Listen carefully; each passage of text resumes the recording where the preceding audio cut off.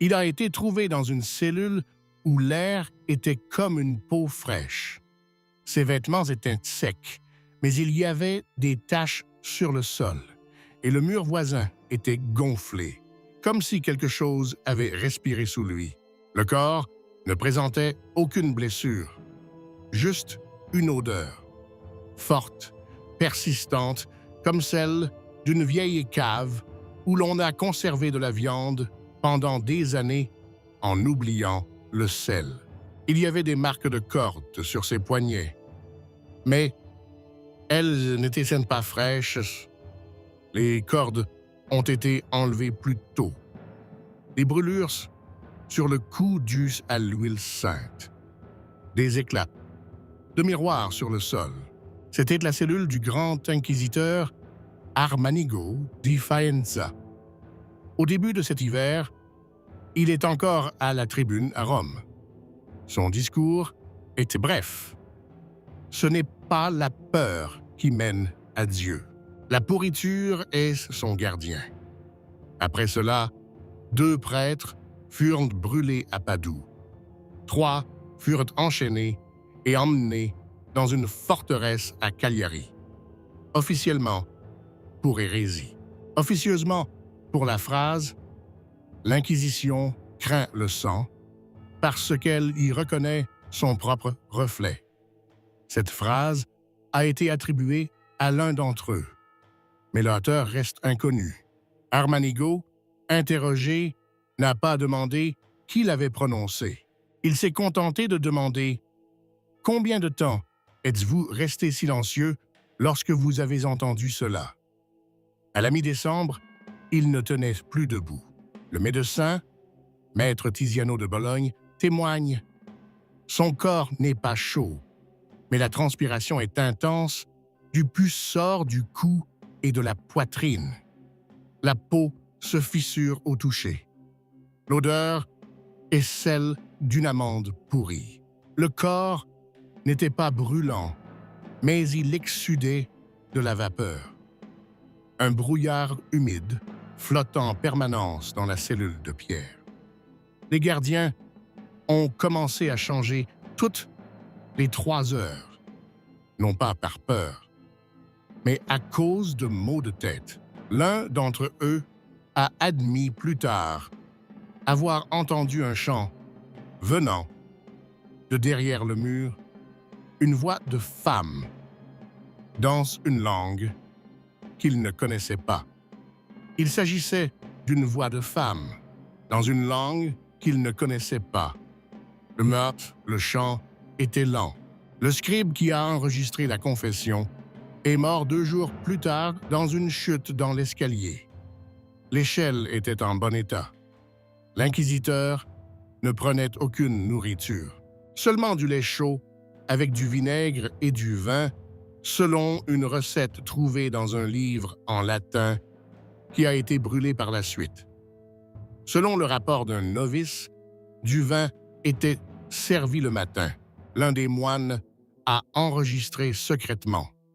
Il boit rarement. Écoute davantage. Il parle au coin. Le coin répond.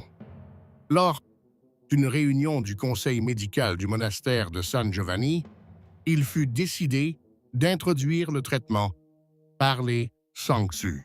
Les sangsues mouraient sur la peau. On commença à faire des saignées. Le 5e jour, le sang est devenu noir. L'un des guérisseurs écrit « Le sang ne coule plus. Il sort comme de la boue et sent le métal. » En essayant de nettoyer les plaies avec de la myrrhe et du goudron, la peau de la poitrine gonfle et éclate. Une masse de couleur gris-vert, d'une couleur gris-vert. Il n'y a pas de puce, seulement des lambeaux de tissu mort et de minces fesses blancs. Personne ne s'est rendu compte de ce que c'était. Armanigo continuait à respirer, rarement, avec des pauses. Son pouls n'était pas toujours audible. Parfois, Il se redressait sans ouvrir les yeux et murmurait des mots qui n'étaient pas enregistrés. Ceux qui ont essayé ont dit que sa main n'écoutait pas. Le papier se déchirait. Un jour, il arracha un rouleau à un moine et y mit le feu. Lorsqu'on lui demanda pourquoi, il répondit « Les mots n'étaient pas les miens, mais ceux de quelqu'un qui n'était pas parti. » Son lieu de repos fut appelé « lieu fermé ». On n'y entrait plus sans une bénédiction. L'un des gardes, n'attendant pas son tour de garde, y entra seul. Le lendemain, il entra dans l'ermitage silencieux. On ne l'a plus jamais revu. Il ne restait qu'un parchemin avec une note. Il ne meurt pas. Il se retire vers l'extérieur. Dans le même temps, des soupçons commencent à naître dans le diocèse. Qui héritera du mandat? Le cardinal Lorenzo tenta de demander l'administration provisoire, mais le jour de la requête, il commença à saigner des yeux. Dans les chroniques du monastère, on peut lire « Le cardinal était robuste, il n'y a pas eu de chute, les yeux comme de l'intérieur. Il est emmené en Toscane. C'est là qu'il est mort. Son corps a été brûlé sans autopsie. Le problème de la succession est aggravé par le fait qu'Armanigo continue à signer des décrets. En décembre, 4 documents ont été enregistrés. Tous sont écrits de la même main. L'encre est bleu foncé, avec une touche de gras. Le papier, plus rugueux que d'habitude. La plume utilisée pour écrire les signatures n'a pas été retrouvée. L'un des documents contient un décret interdisant de prononcer le nom de l'inquisiteur dans les églises du nord de l'Italie. La raison en était d'éviter d'éveiller le nom dans les âmes non préparées. Sur le mur de sa cellule, une inscription est apparue un jour. Pas à la main, pas avec du sang. Quelque chose qui ressemblait à de la graisse. L'inscription disait « Je vois, j'entends, je reste ». Ils ont essayé de la laver. La surface a fondu. La pierre est devenue collante. Elle a été battue et enlevée. Le mur derrière elle était sec. Mais 3 jours plus tard, l'inscription est réapparue à un autre endroit avec les mêmes mots et la même substance. La dernière tentative d'administration du traitement s'est soldée par une paralysie du bras du médecin. Le bras est amputé. Un cheveu est trouvé dans la plaie. Gris, long, pas humain. Après cela, il a été décidé ne pas toucher. Observer seulement. Armanigo n'a pas objecté. Il n'a pu parler. Il se contentait de regarder. Parfois, ses yeux bougeaient, parfois non. Un jour, le novice s'est approché. Le lendemain, sa langue est devenue noire. On lui a coupé la langue. Il n'a plus jamais mangé, il a seulement regardé le mur. La rumeur s'est répandue parmi les frères qu'il était mort, mais pas mort. Ils n'ont pas pu brûler sa robe. Le tissu est devenu noir, mais il n'a pas brûlé. Elle fut enfermée dans une boîte et transportée à la cave. Ce soir-là, un chat disparut du monastère. Au matin, on le retrouve dans la bibliothèque en lambeaux. Griffonné sur le sol, celui qui l'a vu sait. À la fin du mois d'août, la température dans les chambres de l'inquisiteur commença à dépasser ce qui était nécessaire pour préserver les parchemins.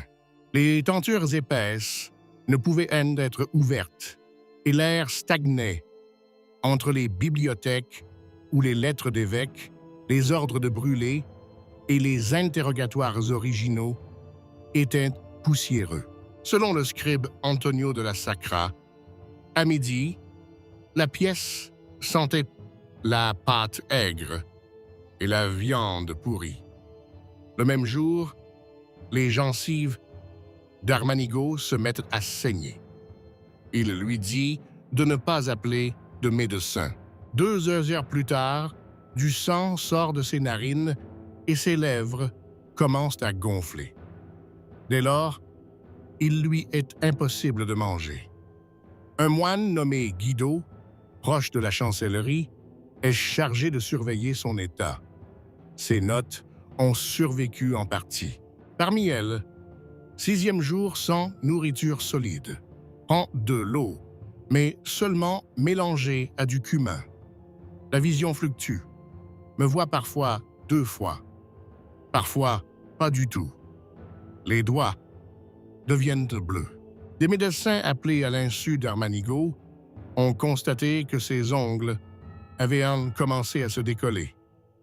L'un d'eux, le médecin-chef Vitelli, propose d'utiliser une pommade à base de soufre et de graisse de porc, mais la peau du dos se craquelle déjà au toucher.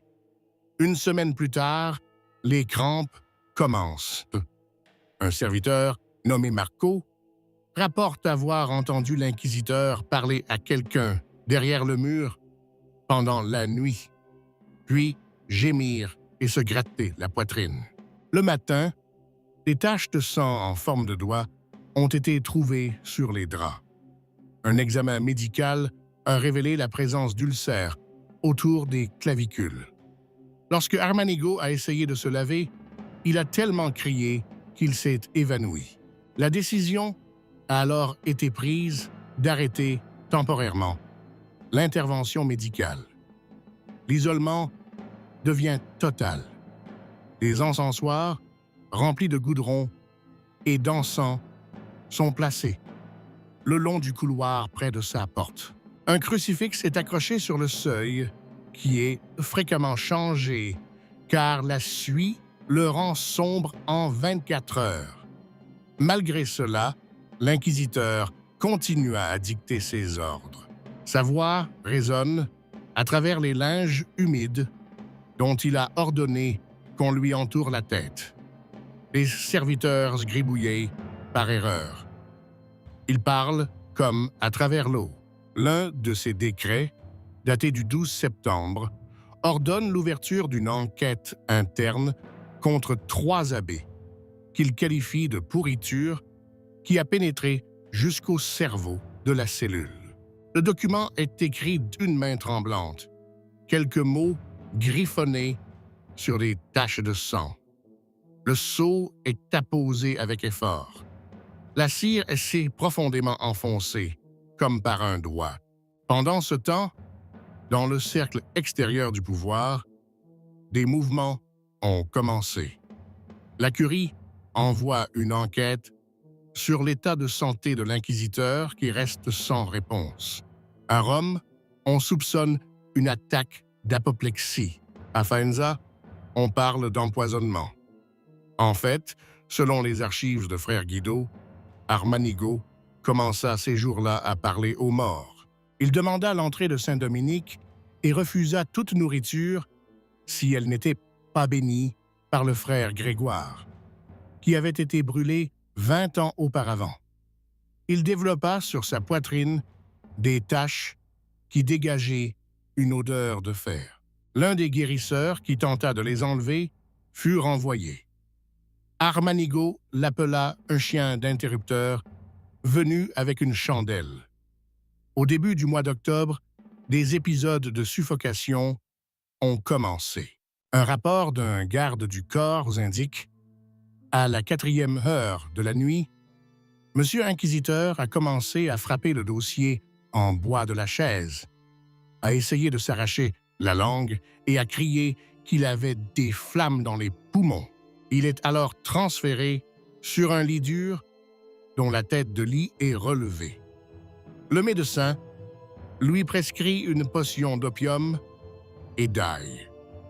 2 jours plus tard, la peau de sa joue droite commença à se couvrir d'un film noircissant.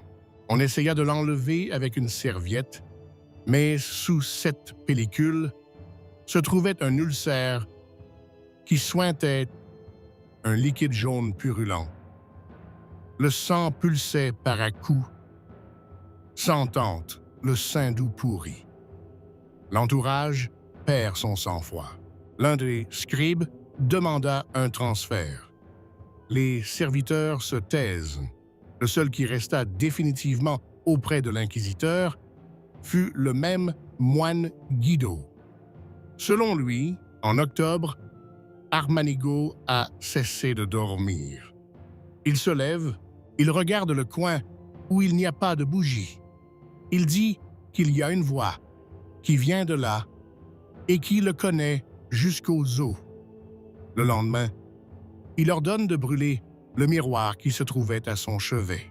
Le serviteur qui l'a jeté au feu est parti à Gênes sans autorisation. On le retrouve ensuite noyé dans un puits, le ventre ballonné et le visage couvert de traces d'ongles. Lorsque la nouvelle parvient enfin à Rome, il est trop tard. La curie envoie une commission. Mais lorsque celle-ci arrive, le corps d'Armanigo a été complètement isolé. Les commissaires reçoivent un rapport qui dit « Il respire encore, mais chaque souffle est un couteau ». Le scribe qui a préparé le document a ajouté dans la marge « L'odeur est intolérable. Le papier l'absorbe. Les médecins n'ont plus jamais touché le corps. Les repas sont interrompus. Ce qui restait, il n'avait que de l'eau chaude avec des graines de pavot qu'on lui versait dans la bouche à l'aide d'une cuillère. Sur le sol, près de la porte, se trouvait un seau dans lequel flottaient des restes de puces et de mucus. La rumeur de son état avait provoqué un mouvement en haut lieu. 2 jeunes inquisiteurs avaient tenté d'organiser un conseil. L'un d'eux, frère Rinaldo, se rendit à Bologne pour s'assurer le soutien du vicaire pontifical. L'autre, frère Michel, resta sur place et, selon les récits, tenta à 2 reprises d'obtenir une audience auprès d'Armanigo, mais sans succès. Il n'a pas été autorisé à entrer. Les gardes n'ont pas donné de raison. Le rapport dit « Il est à l'intérieur, mais pas seul. Il y a quelqu'un d'autre qu'il appelle l'ancien de l'au-delà. Nous ne savons pas s'il s'agit du Seigneur. » Dans la seconde moitié du mois d'octobre, le corps entier était recouvert d'un tissu de lin. Les plaies laissaient des traces humides qui étaient absorbées par le tissu. Les chambres n'étaient pas ventilées. Les livres qui s'y trouvaient absorbaient l'odeur. Ils ont été brûlés par la suite. Selon le témoignage du ministre, même les cendres sentaient la viande laissée dans un panier au soleil. L'inquisiteur n'a pas repris la parole. Il a seulement remué les lèvres comme s'il chuchotait. L'un des médecins essaya de lire les phrases qu'il entendit.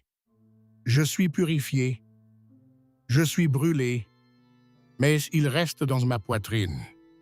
On ne sait pas très bien qui était celui. Les prières ont été faites à l'extérieur de la porte. La pièce est aspergée d'eau tous les soirs. Des taches ont commencé à apparaître sur les murs. La pierre s'assombrit.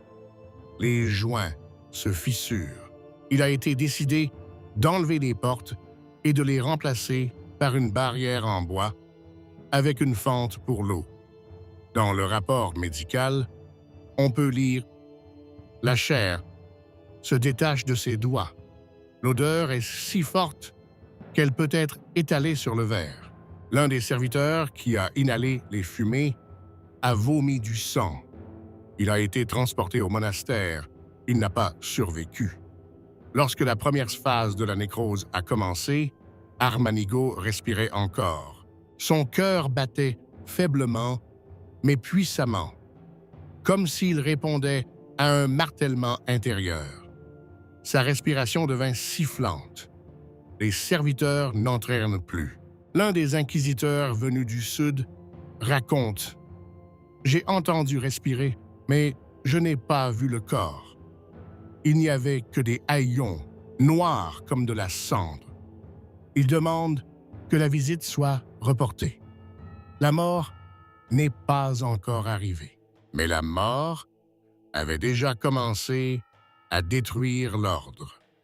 Les premiers signes de la désintégration de la structure politique apparaissent lorsque la réunion matinale du Conseil de l'Inquisition n'a pas lieu dans la cour du couvent de San Bartolomeo. Sur les 6 membres, seuls 2 sont arrivés. Les autres invoquent la maladie, la fatigue ou la nécessité de faire pénitence. Les serviteurs ont rapporté qu'aucun d'entre eux ne s'était approché de l'aile ouest, où se trouvait Armanigo. Un scribe notera plus tard « Ce n'est pas le corps qu'ils craignent.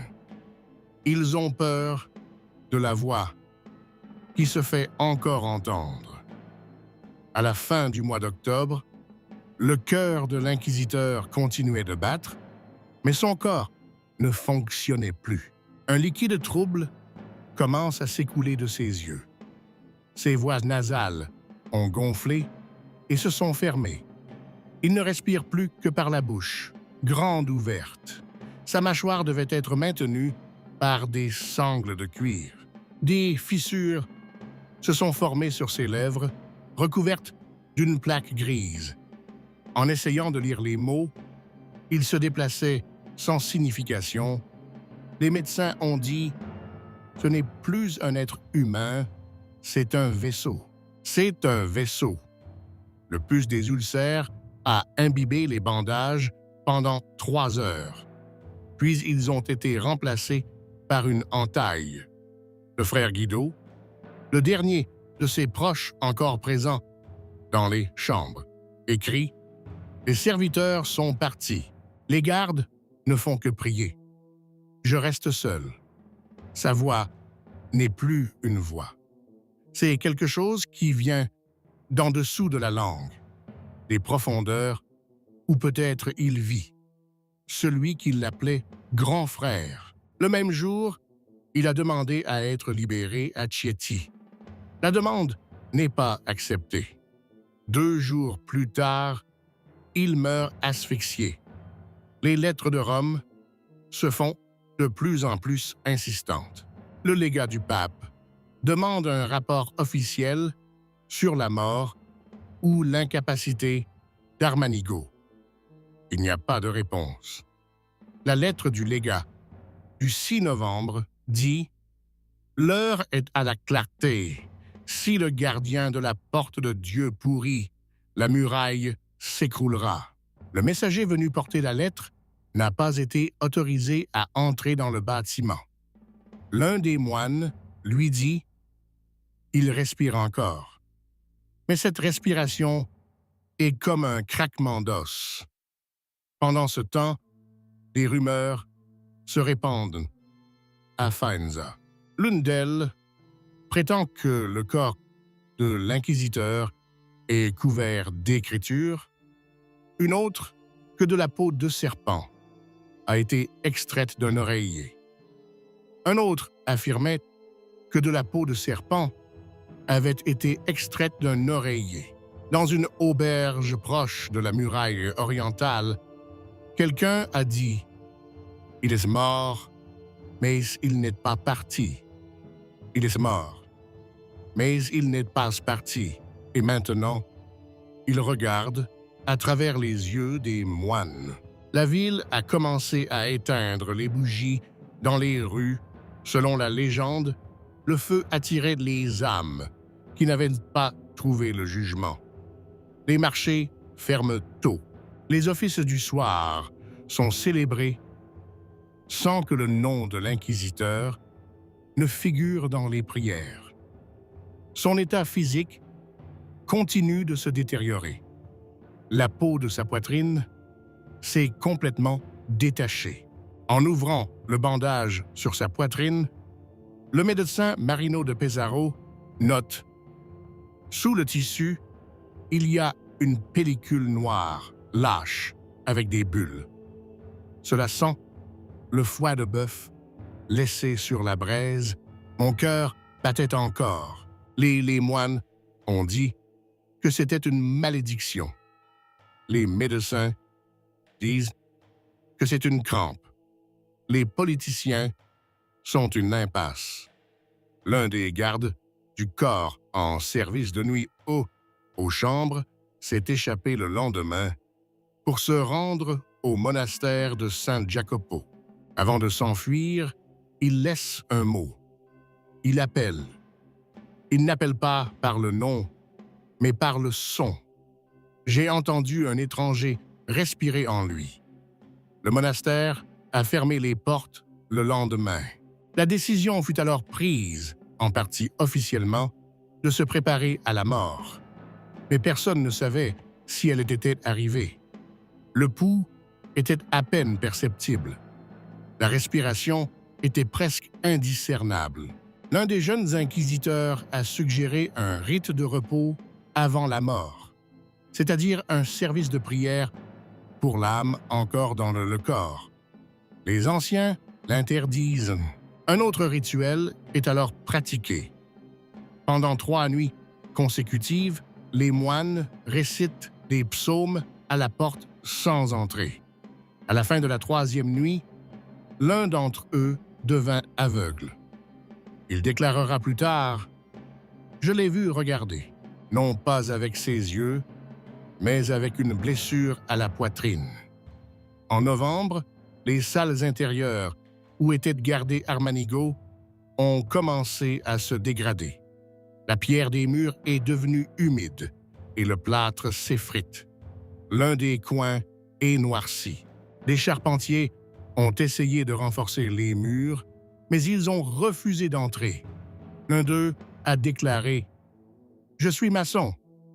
Je suis maçon, mais ce n'est pas un mur. » N'est pas un mur, c'est une peau.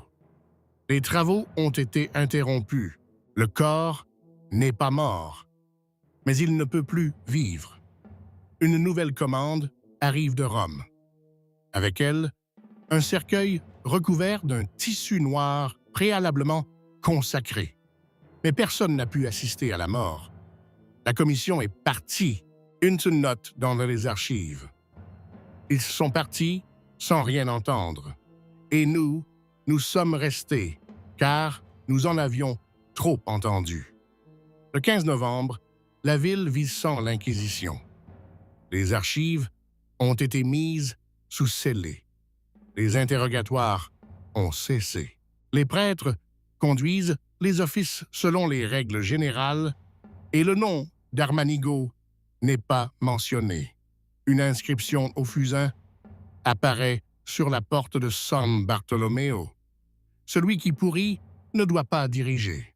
Elle a été effacée, mais la marque est restée.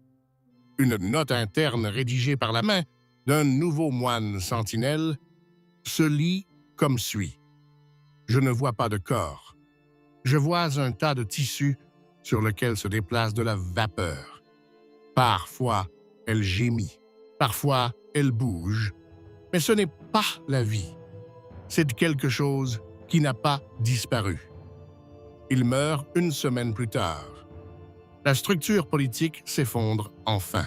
À Rome, il est décidé de fermer le siège de l'Inquisition à Faenza jusqu'à ce qu'un décret spécial soit pris. Le document contenant la décision est signé sans résistance. Il porte 5 sceaux. Aucun d'entre eux n'est celui d'Armanigo. Pas un seul n'a été apposé à la main. Mais il n'y avait toujours pas de corps. Armanigo di Faenza mourut dans la nuit du 19 novembre. Dans les chambres, où il n'y avait ni lumière ni garde, il n'y avait que le clerc monastique Anselmo et le médecin Guiducci. Ce dernier est entré sur ordre donné oralement. Personne ne voulait signer l'ordre d'entrée. Selon le témoignage d'Anselmo, le souffle disparut vers la 3e heure du matin. Puis, 3 spasmes thoraciques profonds. Le dernier a duré un temps anormalement long. Ensuite, le silence. Pas de pouls. Les yeux ne se fermaient pas. Un liquide épais, presque noir, sortait de ses oreilles. Il sentait le vinaigre et la viande laissés dans la boue. Les cellules ont été scellées, mais en 2 heures, la pourriture à l'intérieur commença à une telle vitesse que le frère Guiducci, ayant à peine eu le temps de traiter le corps avec de la myrrhe, en sortit avec une attaque de nausée. Il mourut le soir même. Les gardes déclarèrent « Ce n'est pas le corps. C'est déjà une substance qui n'aurait pas dû vivre. Les bandages laissés sur sa poitrine sont noircis. Le serviteur qui les a touchés a été brûlé. Le corps dégageait une chaleur semblable à de la bave en décomposition. La température dans la pièce était plus élevée que dans le reste du bâtiment. Le lendemain matin, les préparatifs pour le déménagement commencent. Mais le cercueil, livré à l'avance, ne peut être utilisé. Le tissu à l'intérieur est noirci et se défait au premier contact. Une seconde caisse est fabriquée en bois brut et recouverte de cire. Le corps est enveloppé dans un drap de lin, puis dans un linceul de laine. Pendant le transfert, l'un des moines a perdu connaissance, un autre a perdu la vue. L'un d'eux est mort 3 jours plus tard. Les murs intérieurs le long desquels les dépouilles ont été transportées ont été aspergés d'eau, mais le lendemain, ils étaient noircis. Il n'y a pas eu d'adieu. Il n'y a pas eu de messe.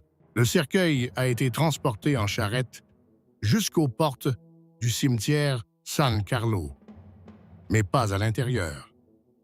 Ils ont refusé de consacrer le sol. Le frère Silvestro a dit « Il ne demande pas le repos, il demande l'oubli. » La boîte fut enterrée contre le mur nord, de nuit, sans un mot. Une croix de bois sans nom a été placée sur la tombe.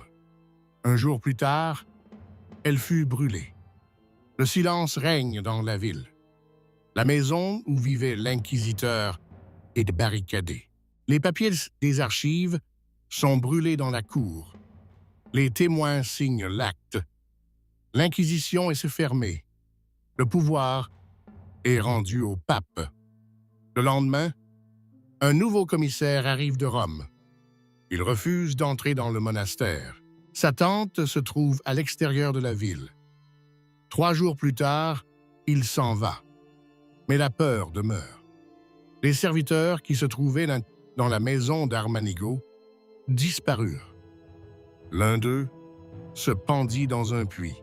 Un autre s'est enfui à Bologne et est mort de la fièvre.